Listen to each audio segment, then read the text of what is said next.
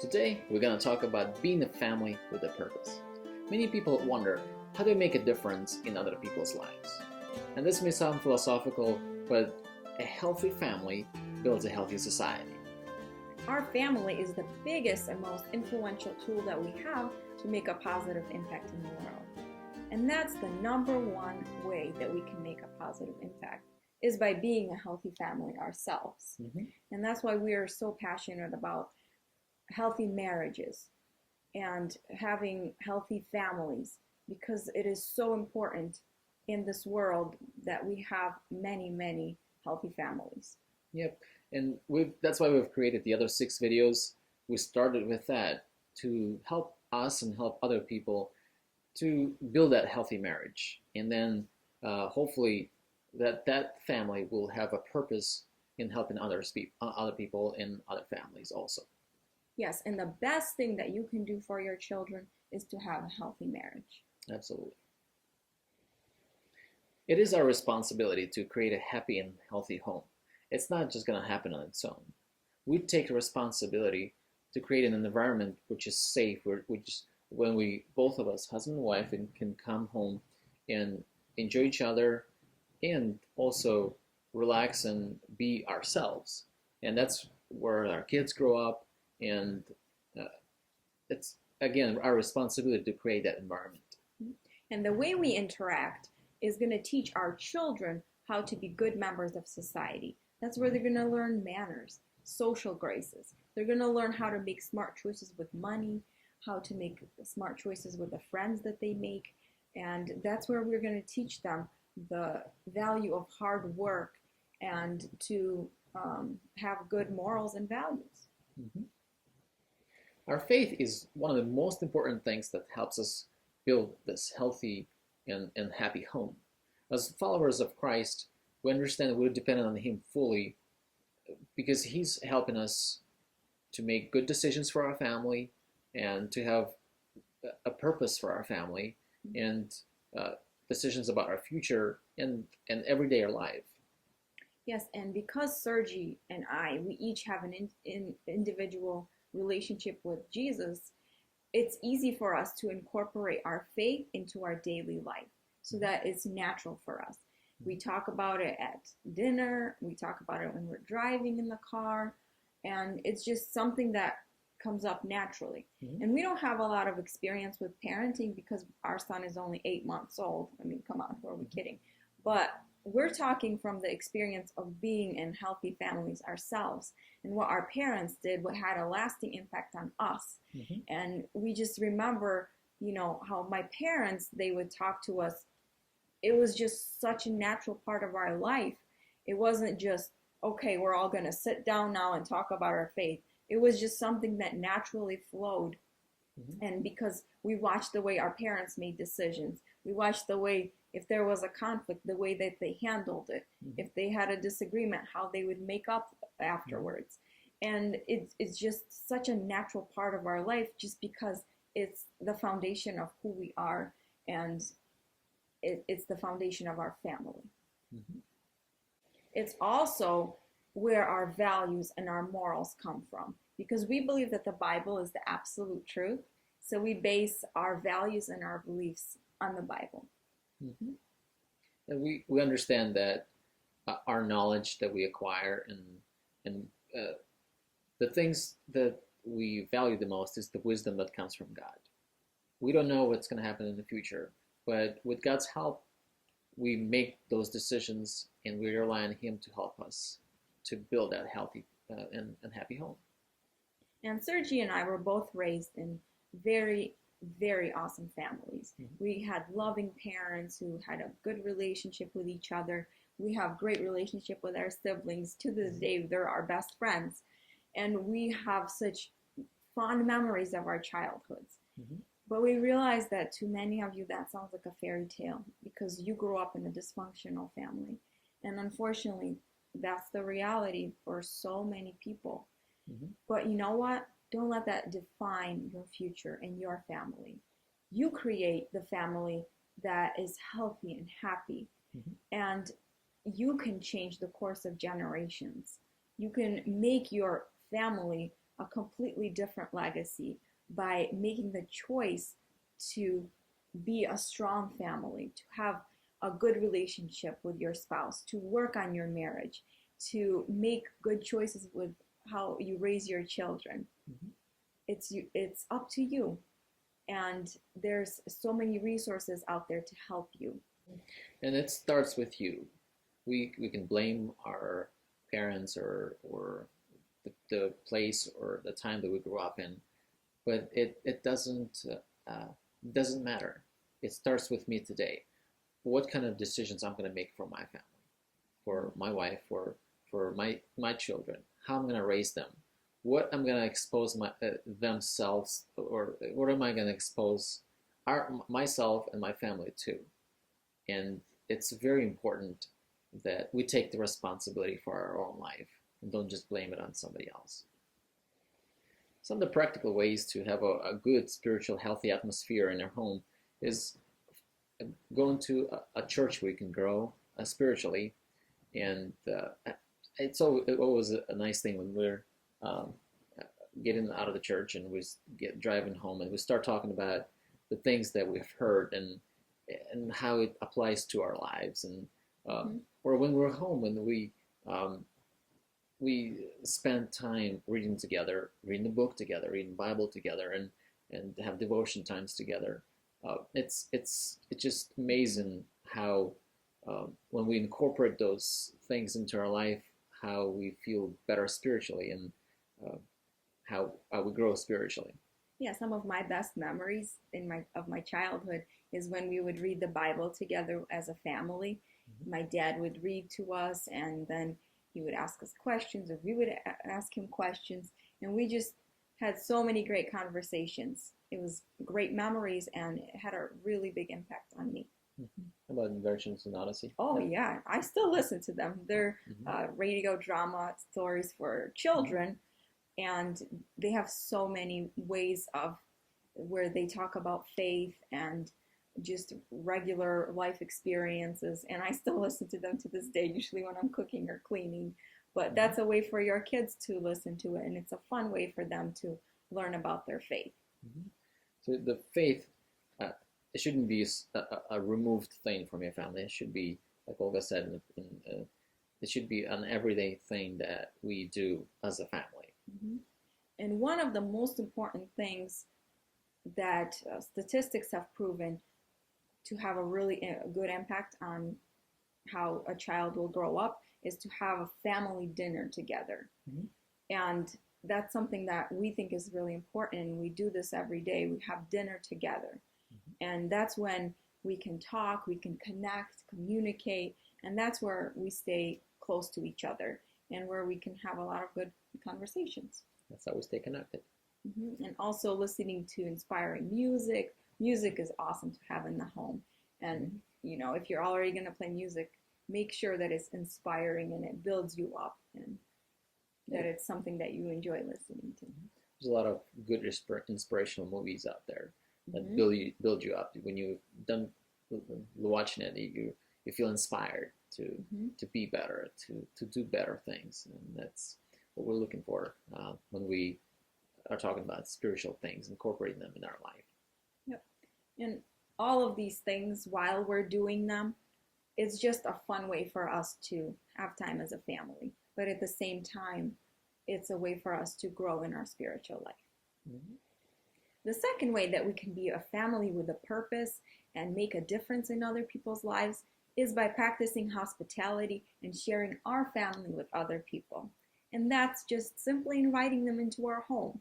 And you don't have to make gourmet meals, have your house perfectly clean. People aren't coming to judge your house. They're coming to spend time with you.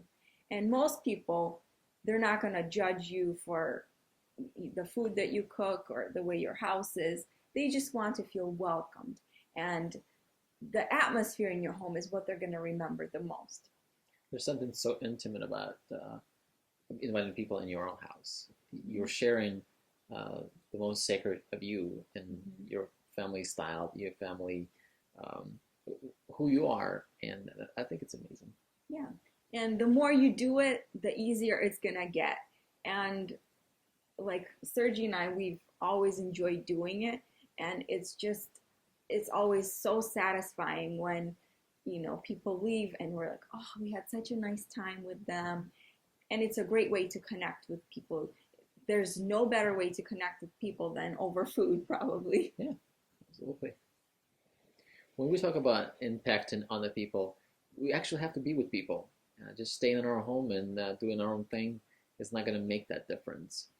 We need to get out of our house and maybe go and have pizza with our friends and invite some other people into our circle.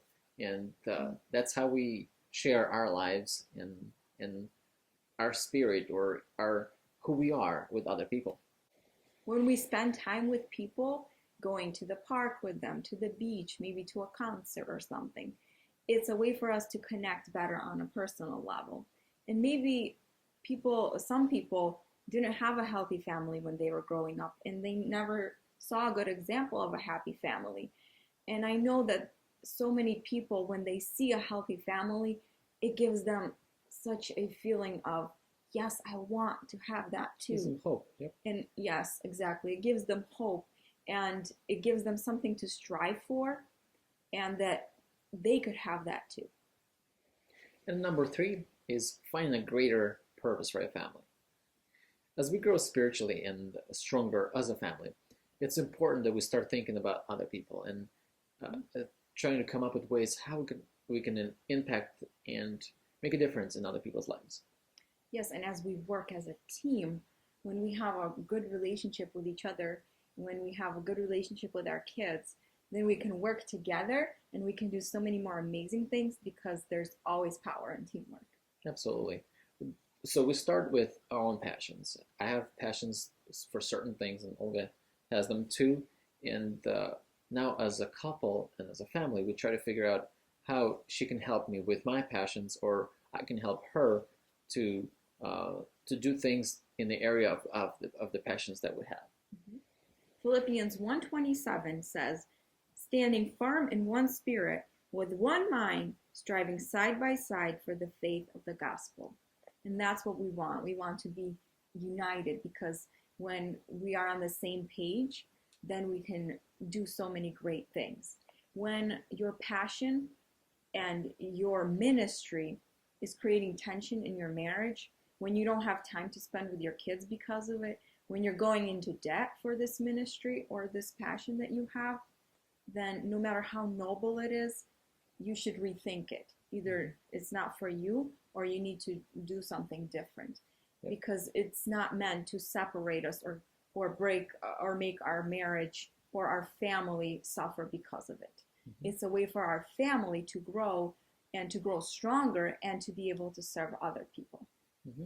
And it's so interesting how, as a couple, we can build on each other in the sense that if I have an idea and I share that with Olga, and she will bring another idea into it, and then by building those ideas with each other, now this it becomes a ministry, or it becomes something that we can serve, and that's a powerful thing because it's not just me, it's both of us, and bringing those ideas together makes it a lot stronger, and it's amazing.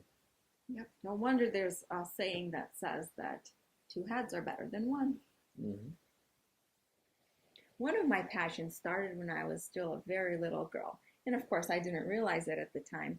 But whenever I would read books, or I would watch movies, or I would hear about any stories about orphans or adoption, it would really, really touch my heart. And as I grew older, I became really passionate about this. And I just really wanted to become a part of that, to bring love to children who didn't have happy families like I did. And when we first got married with Sergi, of course, we talked about it because it was so important to me. And it's not something Sergi thought about, but when we talked about it, he became passionate about it too. Mm-hmm. And we decided right away from the beginning of our marriage that we were going to wait for 5 years, just because so our family could become more established, our relationship could be more established too, I guess. Stronger. Yes, and financially too. And then in 5 years, we would see where we were in life, and we would start pursuing adoption or foster care. So 5 years passed, and if you watched our other video about our story, you know that the first year of marriage was very hard for us. But by the time we had been married for 5 years, I had recuperated, and we started the adoption to adopt two children from Russia. And we wanted to adopt from Russia because that's where our heritage is from. And there is such a need for adoptions in Russia because there's so many orphans there. We wanted to help out those children who have such a small chance of having adopted a family and being adopted than even here in America. So we started that process, and unfortunately, a year into the process, we found out that the president of Russia had closed down adoption from America, so we couldn't go through with it. So we went to the next plan that we had, and we got licensed as foster parents, and we started fostering. Mm-hmm. That was such an amazing experience to have children in our home and for them to become part of our family for the period of time that they were with us. And, we had how many kids throughout the time? 7 different children throughout the time, and we really enjoyed it. I think it's an amazing thing when we can put something of ourselves into children that that will be with us for that certain period of time when they need a home. And I'll never forget those moments when we would get those phone calls. We would just be going on with our life. One time I was making dinner, another time we were driving to a wedding, and it was just like regular everyday life, and all of a sudden you get a phone call.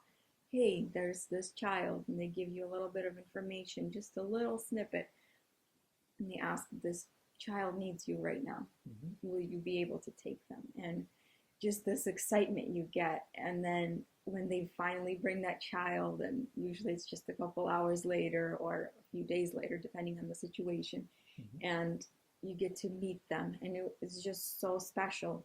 And then they become part of our family. They were mm-hmm. just as loved as our own son is today, and we have so many memories with them, and we still pray for them. We think about them, and we definitely want to come back to it once Nathaniel's a little bit older and start doing foster care again, and hopefully adopt some of them too, mm-hmm. because not all foster children are up for adoption, but we would love to adopt too.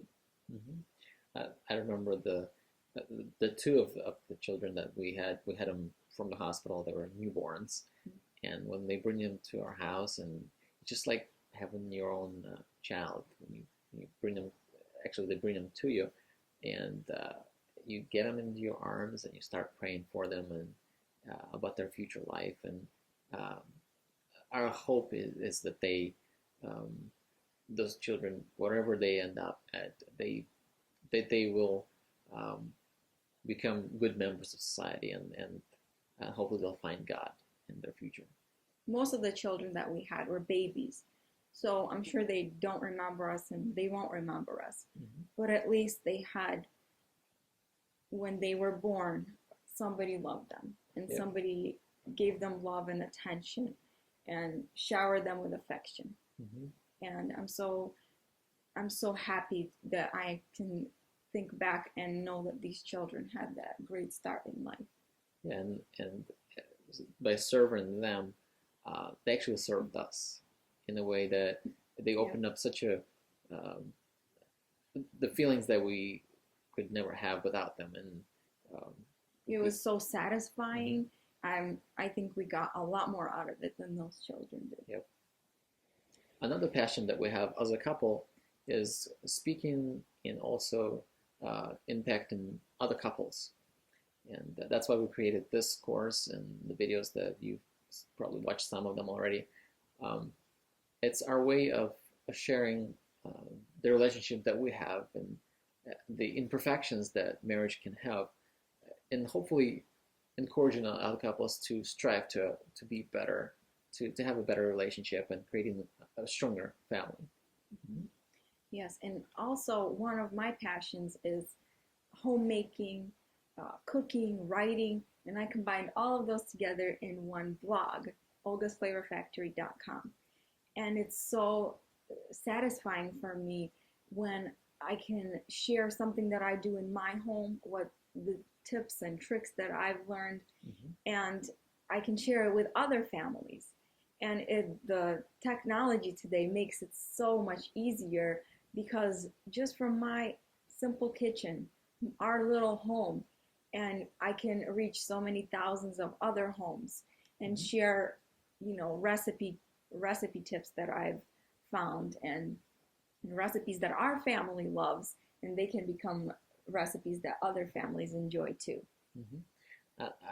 It always gets me when Olga runs to me and she shows me the email uh, that one of her readers sent, and you get a lot of emails, and the ones that I remember are thank you for helping me. Our relationship got better because uh, I started I started cooking and you helped me so much, and I had so much frustration with cooking, and now I can be a better wife by creating those meals for our family, and how it impacts our relationship. I think it's amazing. I think it's And amazing. it's so much fun. It's something I love to do. I've loved to do it since I was a girl. Mm-hmm. And it's great where we can incorporate things that we love and share it with other people. And I think that's how you find your passions, and the way that you can have a greater purpose as a family is when you're doing something, how does it make you feel? Mm-hmm. Does it make you feel so satisfied? And maybe it's hard. Foster care was very challenging and difficult too. Mm-hmm. It wasn't just all easy and beautiful. But overall, it was so, so satisfying, and it made us so happy. Mm-hmm. And same thing with blogging. There's so many times when it's so frustrating and hard. But overall, I have to remind myself, why am I doing this? Because I love to share recipes. I love to share the tips that I've learned as a homemaker. I Mm-hmm. love to share that so that other families can impact from it too.